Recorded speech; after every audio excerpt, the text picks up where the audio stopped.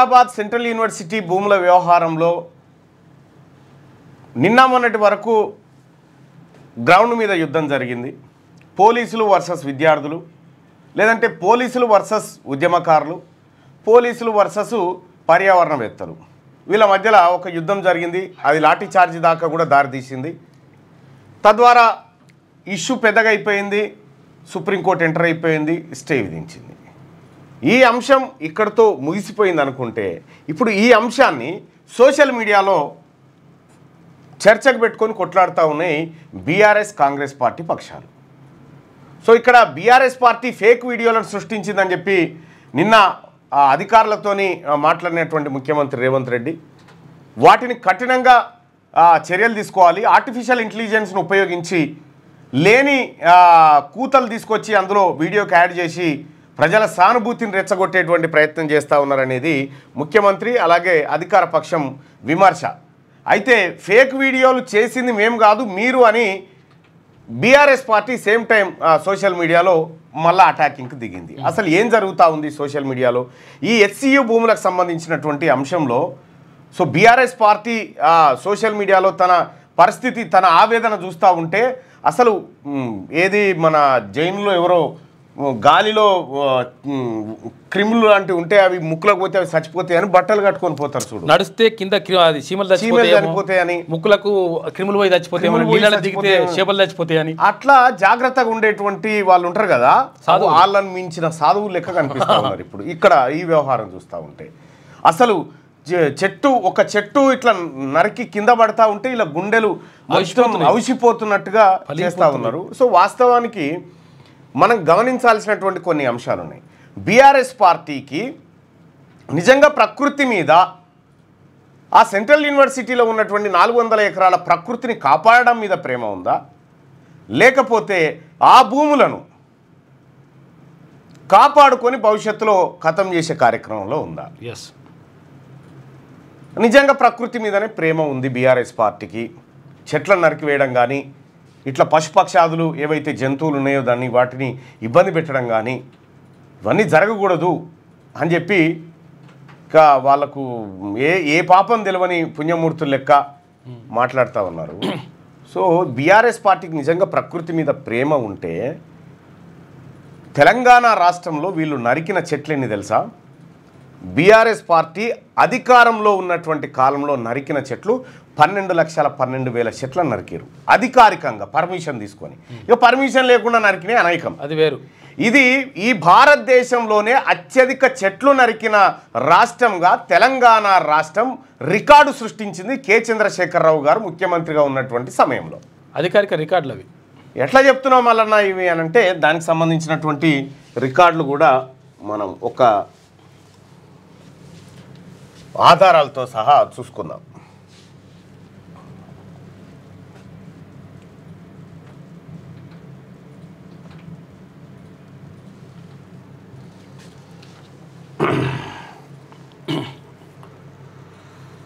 ఇది ది హిందూ దినపత్రికలో ఉన్నటువంటి కథనం. ఈ కథనం ప్రకారం Telangana tops the country in deforestation by permitting axing of over 12 lakhs trees by 2020. ఇక్కడ ఏది హిందూ దినపత్రిక రాసింది. ఇదే వార్తను అప్డేట్ చేస్తూ జనవరి 27, 2024లో ఈ వార్తను కూడా మళ్ళీ అప్డేట్ చేసింది ఈ హిందూ దినపత్రిక. The Telangana state has permitted record deforestation by way of clearances from for various government and non-government projects since the formation of the separate state. 2014 నుంచి 2020 వరకు భారతదేశంలోనే అత్యధిక పెద్ద వృక్షాలను నరికిన రాష్ట్రం తెలంగాణ రాష్ట్రం. ఆ రాష్ట్రానికి ముఖ్యమంత్రిగా కేసీఆర్ ఉండే. ఎస్, అనేకమైనటువంటి అంశాల్లో నరికిరు. నిజంగా వీళ్లకు ఫారెస్ట్రీ మీద లేకపోతే వృక్ష సంపద మీద ప్రేమ ఉండినుంటే ఈ స్థాయిలో నరికివేత ఎట్లా జరిగింది? చిప్కో ఉద్యమం లెక్క పోయి చెట్టును పట్టుకుంటుండే. చిప్కో ఉద్యమం లెక్క పోయి చెట్టును పట్టుకొని ఆ కార్యక్రమాలు చేస్తూ ఉంటే, అయితే ఓ వైపు హరితహారం అని చెప్పి చెట్లు పెడితే ఆ హారం బతికిందో లేదో దేవునికి ఎరక, కానీ ఉన్న చెట్లను మాత్రం కొన్ని 100 సంవత్సరాల నుంచి ఉన్నటువంటి చెట్లను మాత్రం దిగ్విజయంగా నరికేసారు.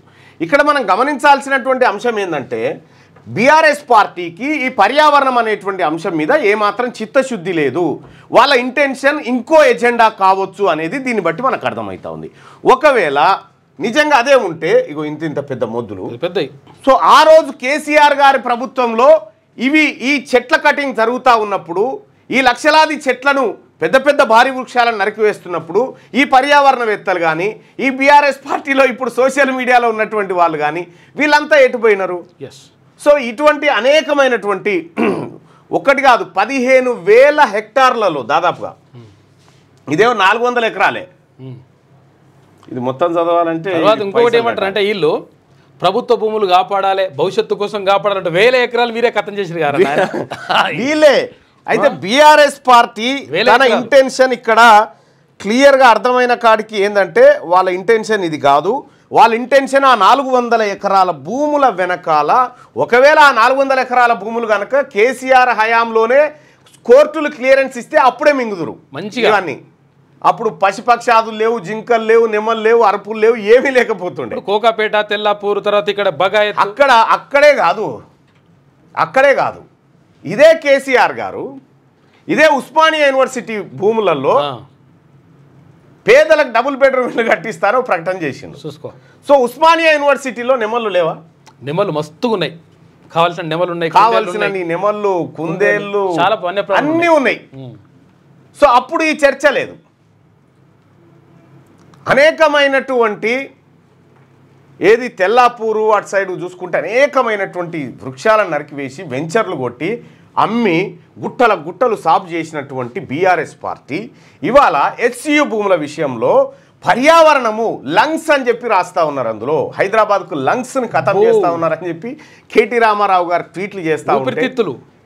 ఇంకా అది చూసి నవ్వాన్నా ఇంకా దీనికి మళ్ళీ ఇంకా కొంతమంది పర్యావరణవేత్తలు, సినిమా వాళ్ళు, ఏసకాలు బీసకాలు అంత దిగిరు. కాపాడాలి, కాపాడాలి. అసలు నేను అడుగుతా ఉన్నా, ఈ డిఫారెస్టైజేషన్లో ప్రథమ స్థానం సాధించిందే కేసీఆర్ గారు. ఇది పైసలు కడితే ఓపెన్ అవుతుంది కానీ లేకపోతే ఇగో మొత్తం చదవాలంటే ఇదంతా కట్టాలి. 12 లక్షల ట్రీస్ను అప్రాక్సిమేట్గా 12 లక్షల ట్రీస్ను నరికేసిండు KCR. Which was the highest in the country in just over 5 years into the state of formation. రాష్ట్రం ఏర్పడ్డ 5 ఏళ్లలో కేసీఆర్ గారు సాధించేది ఏమైనా ఉందంటే ఈ దేశంలోనే అత్యధిక చెట్లు నరికిన మహానుభావుడు కేసీఆర్ గారు. మరి పర్యావరణవేత్తలారా దీని మీద మాట్లాడరు ఎందుకు మరి? సో అక్కడ ఇదే హెచ్సియు భూములలో మై హోమ్ రామేశ్వరరావు అనేకమైనటువంటి భూములు తన చెరలోకి తీసుకొని పెద్ద పెద్ద టవర్లు కట్టిండు. గవర్నమెంట్ భూములు ఇవే హెచ్సియు భూములలో ఇదే కేసీఆర్ గారి సౌజన్యంతో జరిగింది అదంతా. అప్పుడు డిఫారెస్టేషన్ అంతా చేసిండు. అప్పుడు లేదే లొల్లి, అపర్ణకి ఇచ్చిండు.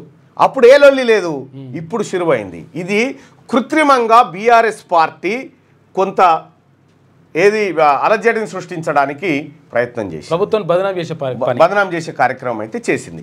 సో దీంట్లో ఈ వాస్తవాలు తెలియకుండా కొంతమంది ఎంటర్ అయిపోయి అంతా చేసిరు అనుకో, సరే అది అటు పెడితే మరి కాంగ్రెస్ పార్టీ ఏమైనా తక్కువనా? బీఆర్ఎస్ పార్టీ ఇక ఆ వీడియో ఒకటి నైట్ పూట ఉన్నటువంటి వీడియో ఒకటి రిలీజ్ చేసిరు. నిమ్మలు అరుస్తూ ఉంటే జేసీబీల సప్పుడుతోటి అదంతా అంటే గుండెలు వలిగిపోతాయి ఆ వీడియో చూస్తే. అసలు ఆ వాయిస్కి ఈ జేసీబీల వాయిస్ని యాడ్ చేసిరు దాంట్లో. అవి కూడా నెమళ్ళు అరిస్తే కంటిన్యూగా అరగాలి, అరవాలి. కానీ 10 సెకండ్లు అరిసి 50 సెకండ్లు సైలెన్స్గా ఉన్నాయి. సో అంటే అక్కడ అది మార్ఫింగ్ వీడియో అనేది పక్కా అర్థమవుతుంది. సో ఈ బీఆర్ఎస్ పార్టీ మార్ఫింగ్ వీడియోలతో వస్తే దాన్ని లీగల్గా ఎదుర్కోవాల్సినటువంటి కాంగ్రెస్ పార్టీ ఏం చేసిందంటే వాళ్ళు మార్ఫింగ్ వీడియోలకి దిగారు. వాళ్ళు మార్ఫింగ్ వీడియోలకు దిగి వాళ్ళు కొంతమంది సోషల్ మీడియా ఇన్ఫ్లుయెన్సర్స్ని పెట్టి వాళ్ళు ఇది ముఖ్యమంత్రి రేవంత్ రెడ్డి గారు చేసినది మంచి కార్యక్రమం, గొప్ప కార్యక్రమం అనేటువంటి విధంగా వాళ్ళు ప్రచారం చేసినారు. తద్వారా ఏం జరిగిందంటే మొత్తం పర్యావరణమే ఫేక్ అనేటువంటి పరిస్థితిలో సోషల్ మీడియా వాతావరణం అంతా ఫేక్ అయి కాలుష్యం అయిపోయి కూర్చుంది. అలా ఈ హెచ్సియుతో ఎంత కాలుష్యం ఆ చెట్లు నరికితే ఎంత కాలుష్యం వస్తుందో తెలియదు. కానీ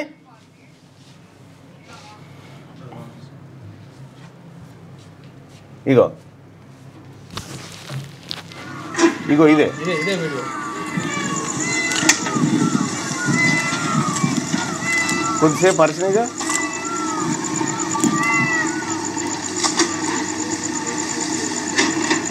కథం నిజంగా అరిసేటి కంటిన్యూస్గా అరవాలి. వాళ్ళు ఏదో ప్లాన్ చేసారు కానీ వేసిన వాళ్ళు సౌండ్ వేసారు కానీ మొత్తానికి వేయలే, సగానికే వేసి దీంతో సానుభూతి రాబట్టి పర్యావరణవేత్తలందరినీ బీఆర్ఎస్ సోషల్ మీడియా కదిలించగలిగింది. ఆ విషయంలో సక్సెస్ అయింది. విషయం ఏంటంటే ఇప్పుడు కాంగ్రెస్ పార్టీ అధికారంలో ఉంది కాబట్టి ఇంత క్లారిటీగా దీని మీద చర్చించుకొని ఆందోళన చేసే పరిస్థితి ఉంది. అదే బీఆర్ఎస్ పార్టీ ఉంటే అటెంకాలు అడుగు కూడా పెట్టకపోతుండే, వీడియోలు బయటికి రాకపోతుండే. అంటే ఆ రకమైనటువంటి అరాచకం ఉండేది అప్పట్లో. సో ఇక్కడ ఒకటి బీఆర్ఎస్ పార్టీ ఇట్లాంటి వీడియోతోటి ప్రజల్లోకి వస్తే ఇదే బీఆర్ఎస్ పార్టీ అనేకమైనటువంటి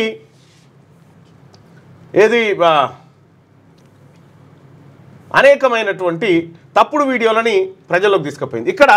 ఇక్కడ ఒకే ఇదేమో కాంగ్రెస్ పార్టీకి సంబంధించి ఇగో కంచగచ్చిబౌలి భూములు కేటీఆర్ కుట్రలు ఫేక్ ప్రచారాల కోసం సోషల్ మీడియా ఇన్ఫ్లుయెన్సర్లతో బీఆర్ఎస్ బేరసారాలు చేసిందని చెప్పి దానికి సంబంధించినటువంటి పోస్టు ఆడియో సంభాషణ. ఇన్ఫ్లుయెన్సర్ లేదు, సోషల్ మీడియాలో ఇన్ఫ్లుయెన్సర్స్ ఎవరైతే ఉంటారో వాళ్ళని బీఆర్ఎస్ పార్టీ ఎంగేజ్ చేసి మీరు ఈ భూములను నరకొద్దు, పర్యావరణాన్ని కాపాడాలనేటువంటి మాటలు వాళ్ళతో చెప్పించారు అనేది ఒక ఆడియోని బీఆర్ఎస్ పార్టీకి యాంటీగా కాంగ్రెస్ పార్టీ సోషల్ మీడియాలోకి తీసుకొచ్చింది. అయితే ఇక్కడ వాస్తవం దీన్ని ఒట్టి దిగజారుడు అనలేము అని చెప్పిగో 2017లో ఒక జింకను కుక్కలు గారి చంపితే ఆ వీడియో ఇది వేసి బీఆర్ఎస్ పార్టీ ఇది కాంగ్రెస్ పాపమే కదా హెచ్సిలో చనిపోయిన జింక అని పెట్టింది. ఇది బీఆర్ఎస్ పార్టీ అఫీషియల్ ట్విట్టర్లో పెట్టింది. వాస్తవానికి ఈ జింక చచ్చిపోయింది 2017లో. అప్పుడు వార్తా కథనాలు ఇవన్నీ వచ్చినాయి. ఇక ఇదేమో కాంగ్రెస్ చేసిన ఫేకు. వాస్తవానికి ఈ జింక చనిపోయింది, చనిపోయిన జింక వాస్తవము. ఈ వాస్తవాన్ని కాంగ్రెస్ పార్టీ ఏం చేసిందంటే ఫేక్ న్యూస్గా క్రియేట్ చేసింది. వీళ్ళిద్దరు చేసిరు, ఒక్కరని కాదు, వీరిద్దరు చేసిరు. ఇది పింకీల ఫేక్ వీడియో అని వీళ్ళు, ఇది రేవంత్ రెడ్డి ఫేక్ వీడియోలు అని వీళ్ళు, రకరకాలుగా. ఇక ఇవన్నిట్లలో ఇక బీఆర్ఎస్ పార్టీకి సంబంధించి ఇక దామగుండం కాడ ఇక తమ్ముడే స్థానికుడిగా ఉండి పోరాటం చేసినట్టు ఇదే తమ్ముడు మళ్ళా మూసీ నది కాడ బాధితుడు, ఇదే తమ్ముడు హెచ్సిలో విద్యార్థి. అంటే ఇట్లా కొంతమందిని బీఆర్ఎస్ పార్టీ ఎంగేజ్ చేసింది. వాస్తవం ఇది. బీఆర్ఎస్ పార్టీ కొంతమందిని ఎంగేజ్ చేసి వాళ్ళకు వనరులన్నీ వీళ్ళే సమకూరుస్తారు. ఇప్పుడు మొన్న ఒక కేసులో అరెస్ట్ అయినటువంటి యూట్యూబర్ని పోలీసులు విచారించినటువంటి సందర్భంలో ఏ ఛానళ్లకు బీఆర్ఎస్ పార్టీ డబ్బులు పంపిస్తూ ఉంది, ఎవరెవరు ఉన్నారు అనేటువంటి అన్ని అంశాలు తీసుకొచ్చింది. ఇటీవల ఆ విచారణలో దాదాపుగా అన్ని వెల్లడైనట్టుగా తెలుస్తూ ఉంది. దాంట్లో బీఆర్ఎస్ పార్టీ కొంతం దిలీపు అలాగే అనురాగు వీళ్ళందరూ కూడా ఎవరెవరికి అంటే ఇప్పుడు మీరు యూట్యూబ్లలో చూస్తూ ఉన్నారు కదా, ఇటీవల కాలంలో కాంగ్రెస్ పార్టీ విధానాలను వ్యతిరేకించి కాంగ్రెస్ పార్టీకి వ్యతిరేకంగా లేకపోతే ఆ ప్రభుత్వానికి వ్యతిరేకంగా లేకపోతే బీఆర్ఎస్ పార్టీకి అనుకూలంగా మాట్లాడేటువంటి సోషల్ మీడియా వీళ్ళందరికీ డబ్బులే, వీళ్ళందరూ పేడే, నెల నెలకు డబ్బులు పోతాయి వీళ్ళకు యూట్యూబ్ నుంచి రావాలి. పైకి మాత్రం పతిత్తులు లెక్క మాట్లాడుతూ ఉంటారు అన్నట్టు గంతే. అవి ఏముండయి. ఈటీ మిర్రర్ టీవీ అని, ఆ సిగ్నల్ అని, ఇంకోటి అని అన్ని ఫేకే. మీదికి డైలాగులు మాత్రం పెద్ద పెద్ద డైలాగులు కొడతారు. అంతా అవుతుంది ఫేక్ గాలు వీళ్ళు. ఇదేది పోలీస్ విచారణలో పోలీసులు వివిధ రకాల ఆధారాలు సేకరించినటువంటి నేపథ్యంలో ఇవన్నీ బయటకు వస్తూ ఉన్నాయి. అయితే ఇక్కడ సోషల్ మీడియాలో ప్రధానంగా వార్ ఏదైతే బీఆర్ఎస్ వర్సెస్ కాంగ్రెస్ మధ్య జరుగుతూ ఉందో ఇందులో బీఆర్ఎస్ పై చేయి సాధిస్తూ ఉంది. ఎందుకంటే బీఆర్ఎస్ పార్టీ దాదాపు కోట్ల రూపాయలను ఈ సోషల్ మీడియా కోసం ఖర్చు పెడతా ఉంది ప్రతి నెల. దాదాపు ఒక 20-25 యూట్యూబ్ ఛానళ్లను కొనేసింది, 20-25 యూట్యూబ్ ఛానళ్లను కొనేసింది. ఏది ఎక్స్లో, ఏది ట్విట్టర్లో ఎక్స్లో అకౌంట్లను క్రియేట్ చేయించింది. ఆ తర్వాత ఇందులో ఇన్స్టాలో అకౌంట్లు క్రియేట్ చేయించింది. ఈ స్థాయిలో వాళ్ళది ఒక బలమైనటువంటి నెట్వర్క్గా దాన్ని తయారు చేసి వాళ్ళు ఈ తెలంగాణ రాష్ట్రంలో దేనిపైన చర్చ జరగాలంటే దాని మీదకి అటాకింగ్ దిగుతారు అన్నట్టు. అందరూ ఒకేసారి దిగుతారు. వాళ్ళందరూ స్క్రిప్ట్ ఒకే వేదిక నుంచి పోతుంది. వాళ్ళు ఎవరెవరు ఏం మాట్లాడాలి వాళ్ళే ఉంటారు. ఇప్పుడు ఈ పిల్లగాడు ఉండగా ఈ వీడియోలో చూసినప్పుడు అరే పాపం దామగుండం అంటుండు, పాపం పిల్లగాడు అనుకుంటాం. ఇదే పిల్లగాడు మళ్ళీ మూసీ నది కాడికి వచ్చి ఇగో ఈ ప్రభుత్వం దమనకాండ మా ఇల్లు పోయింది అని ఈయననే ఏడుస్తుంటాడు. మళ్ళీ వచ్చి హెచ్సి కాడికి వచ్చి విద్యార్థి రూపంలో కనిపిస్తుంటాడు. ఇటువంటి వాళ్ళని చాలా మందిని బీఆర్ఎస్ పార్టీ ఎంగేజ్ చేసింది. అట్లా ఏం మాట్లాడాలో వీళ్ళు ప్లాన్ అయితే ఈ వ్యవహారాన్ని ఆలస్యంగా గుర్తించాడు ముఖ్యమంత్రి రేవంత్ రెడ్డి. నేను మొర్రో మొత్తుకున్న ముందుగాల నుంచే ఈ వ్యవస్థ ఇప్పుడు పోలీసులతోటి ఈ ఫేక్ ఏఐ వీడియోలు, ఇప్పుడు ఫేక్ వీడియోలు మనం కూడా తయారు చేసినాం కదా ఇప్పుడు ఇంట్లో, ఇప్పుడు వాళ్ళని కాదు మనం కూడా తయారు చేసిన, ఇది వాస్తవానికి ఇది పింకీల ఫేక్ వీడియో అన్నారు, వాస్తవం అది కాదు, ఇది నిజంగా జరిగినటువంటి ఘటన, హెచ్సిలో జరిగిన ఘటన, దాన్ని ఫేక్ అని కాంగ్రెస్ చెప్తా ఉండే. ఇట్లా ఒకరికొకరు ఫేక్ న్యూస్లు ఏది సోషల్ మీడియాలో తీసుకొచ్చి ఏది ఫేక్ న్యూస్ ఏది నిజమైన న్యూస్ అని చెప్పే పరిస్థితి లేకుండా పోయింది. ఇక ఈ ఫేక్ న్యూస్ సంగతి కాసేపు పక్కన పెడితే, అందుకే వ్యూవర్స్ కూడా చెప్తా ఉన్నా, మీరు సోషల్ మీడియాలో చూసేదంతా నిజం కాదు, 90% కలనే అనుకోర్రి. సోషల్ మీడియాలో చూసేదంతా నిజం కాదు, 90% ఫేక్ ఉంటుంది, ఏదో 10%. అందుకోసమే మీరు క్రాస్ చెక్ చేసుకోండి. ఎట్లా? గ్రాకును వాడండి, గ్రాకును వాడి క్రాస్ చెక్ చేసుకొని ఇది నిజమా కాదా తేల్చేసుకోండి.